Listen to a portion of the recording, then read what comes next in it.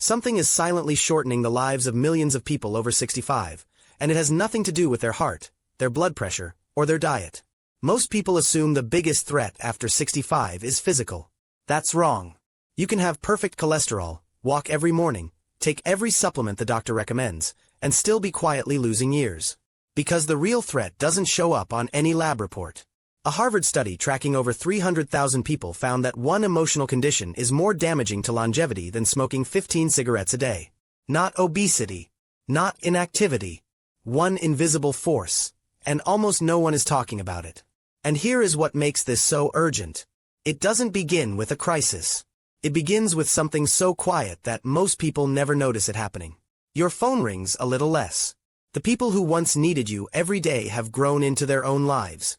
Your role in the story changes, and no one gives you the script for the new chapter. Researchers now have a name for it. The quiet loss of purpose and role after 65 triggers the same stress hormones as chronic disease. It suppresses your immune system. It accelerates cognitive decline. And because it doesn't look like illness, most doctors never think to ask about it. Most people suffer through it alone, assuming something is simply wrong with them. I have spent years studying what separates people who genuinely thrive after 65 from those who slowly fade. Not physically, but in every way that matters. The pattern is always the same. It is never the people with the best medical care who outlast everyone else. It is always the ones who recognized this invisible shift and did something specific about it. And here is what the same research also confirms. This is not only reversible, it responds faster than almost any physical health intervention we know of. The brain, at any age, rewires itself around renewed meaning. And it does not require a dramatic life change or a new career. It requires something much simpler. Something most people already have access to right now. Today I'm going to walk you through 7 emotional shifts that happen after 65, what causes them, why they are happening, and exactly what the research shows actually works. Stay until the end. The final finding surprised even the scientists who discovered it, and it may be the most encouraging thing you hear all year. Before we begin, drop your age in the comments and tell me, what emotional change after 65 caught you most off guard? Your answer may be exactly what someone else scrolling through right now needed to read. Number 7. The silence that follows retirement. Think back to your last day of work. You probably imagined relief, freedom, long, unhurried mornings. And in many ways, that's exactly what arrived. But nobody warned you about the Monday 3 weeks later, when you woke up with nowhere to be. No one waiting on your decision. No deadline moving you through the day. Just quiet. And inside that quiet, an unexpected question.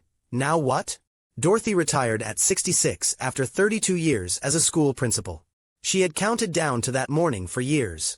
Within a month, she called her daughter and said something she never thought she'd say, "I don't know who I am anymore." What Dorothy experienced has a name. Researchers who study life transitions call it role discontinuity, the disruption that occurs when the structure, social connection, and daily sense of purpose that defined your identity suddenly disappears.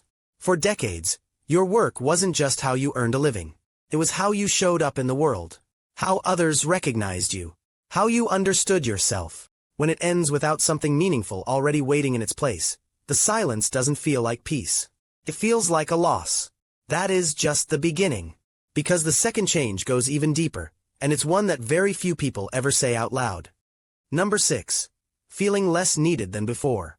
Here is something almost nobody says out loud. After 65, many people quietly begin to feel unnecessary.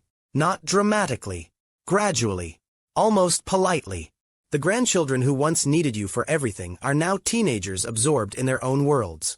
The adult children who called every few days are now deep in careers and mortgages of their own. The colleagues who once valued your judgment daily have found new people to consult. This isn't abandonment. It's a chapter change. But in the quiet of an ordinary afternoon, it can feel like something closer to erasure.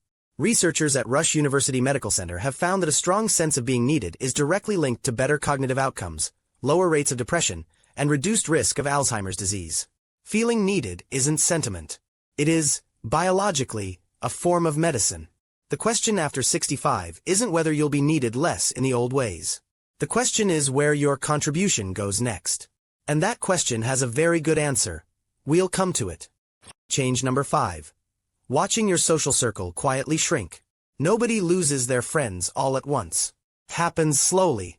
One relocates to be near her grandchildren. Another struggles with health and becomes harder to reach. Someone you've known for 30 years passes away. And the social world you spent a lifetime building starts, quietly and without announcement, to thin. George had a poker group that met every month for 27 years. By 70, 3 members had died, 1 had moved south, and 2 had health issues that made evenings out nearly impossible. What had been his most dependable source of friendship had dissolved. Not in a single moment, but over years he barely noticed passing. "I didn't realize how much I relied on them," he told his wife. "Not until they were gone." Research on aging and social health is consistent. The loneliness that follows this kind of loss carries health consequences comparable to smoking regularly. But the emotional experience arrives long before any physical consequence. It lives in the absence of spontaneous calls, in plans that stop being made, in a table that once seated 8 now seating 2. And most people experiencing it say nothing, because from the outside, everything looks fine. Number 4. A changed relationship with time. Something shifts in how time feels after 65. When you're 40, the future seems vast and unwritten. After 65, time becomes more intimate, more personal. A birthday doesn't just mark another year forward, it marks one more year behind. You find yourself thinking about legacy, about what still matters, about whether there is time left for what you've always meant to do. Psychologists who study future time perspective find this shift to be nearly universal after 65. And here is what most people miss. It is not morbid. In many ways, it is clarifying. The things that truly matter become obvious. The things that don't, old grudges, the performance of being impressive, years spent proving yourself to people who weren't really watching, become harder to justify spending another day on. This changed relationship with time is not something to fear. Understood correctly, it is one of aging's most honest gifts. Permission to stop spending yourself on what was never worth it. Number 3. The unexpected loneliness of independence. Here is one that surprises almost everyone. You imagine that independence after 65 would feel like freedom. And in many ways it does. No deadlines. No obligations you didn't choose. No one else's urgency crowding your days. But freedom and connection are not the same thing. And what many people quietly discover is that a life without obligations can also become a life without anchors. Evelyn had done everything right. Paid off home, savings, good health, children who called on weekends.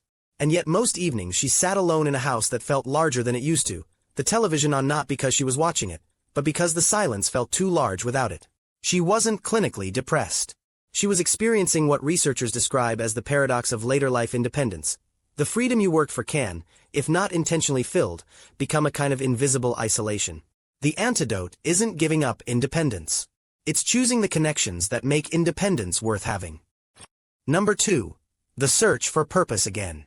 Purpose after 65 is not automatic. For most of adult life, purpose was woven into the obligations surrounding you. Raising children gave you purpose. Your career gave you purpose. Even the relentless logistics of a busy life, the carpools, the deadlines, the household running on your effort, gave you a reason to show up each morning without ever having to ask why. After 65, when those structures fall away, many people face a question they've never quite had to answer before. What am I actually here for now? This is not weakness. This is one of the most important questions a person can ever encounter. Studies consistently show that older adults who maintain a strong sense of purpose, through volunteering, mentoring, creating, contributing, live longer, think more clearly, and report dramatically higher well-being across every measure we have. Purpose is not optional at any age. It is biological. Thomas was 69 when his wife suggested he volunteer at a local literacy program. He almost said no. He felt too tired, too quiet, too removed from the world to be genuinely useful anymore. 8 months later, he told his daughter it was the best thing he had done in years. Not because he had accomplished something grand, but because teaching one person to read had reminded him, more powerfully than anything else could, that he still had something irreplaceable to give. Purpose doesn't need to be impressive. It needs to be real. Number 1. The realization that life can still expand. After everything we've discussed, the retirement silence, the shifting roles, the smaller circle, the changed relationship with time, most people expect to arrive eventually at quiet resignation. A life that is smaller, calmer, more managed. What many people discover instead is something they never anticipated. Freedom. Not the restless, striving kind. Something deeper. The freedom to be exactly who you are, without performance, without the exhausting need to prove anything to anyone, without apology. At 68, Margaret moved to a small coastal town, took up watercolor painting, and joined a community chorus. She had no artistic background and no musical training. But she said something to her sister that I think captures this chapter more honestly than any research paper I've read. Asterisk, for the first time in my life, I'm doing something purely because it fills me, not because it impresses anyone. Asterisk. Research on post-retirement flourishing consistently finds one characteristic above all others among the people who genuinely thrive. They stopped treating this chapter as a winding down and started treating it as an opening up. Not despite the losses of later life, because of them. Because those losses, painful as they are, clear the way for something that was never quite possible before. The emotional changes after 65 are real. The silence is real. The grief is real. The adjustment takes honesty and time. But this is not the end of the story. This is the pivot point, the moment where the life you built gives way to the life you still get to choose. Here is what I want you to hold on to. The emotional shift after 65 is not evidence that your life is contracting. It is an invitation to be more deliberate, more honest, and more genuinely present than you may have allowed yourself to be before. You are not invisible. You are not irrelevant. You are not finished. You are in the chapter where everything you have lived finally gives you the clarity to know what matters, and the freedom, for perhaps the first time, to pursue only that. Drop a comment below. Tell me your age. Tell me which of these 7 changes felt most familiar, or which one you are still working through. Your story might be exactly what someone else watching this needed to hear today. You are not alone in this. Not even close.